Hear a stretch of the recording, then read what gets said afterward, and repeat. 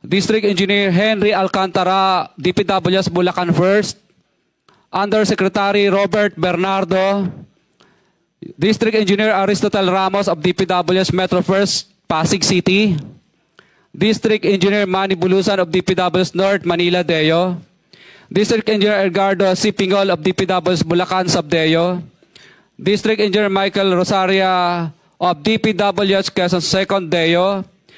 Karamihan sa mga kawani ng DPWS na nabanggit sa itaas ay paulit-ulit na binabanggit ang delivery ng pera ay para sa kaisaldico na dapat at least 25%.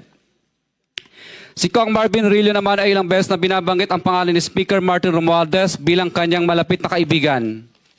25. Sa tuwing umiinom kami sa Wine Story, sa BGC at sa Shangri-La Mall, sinasabi pa ni Kong Rillo na lahat ng kanyang request para sa pondo ay galing pa mismo sa unprogrammed funds at insertion na inaaprubahan ni Speaker. Ang tao ni Marvin Rillo na si Bogs Magalong ang pumupunta sa amin para kunin ang pera sa aming opisina o sa Wine Story.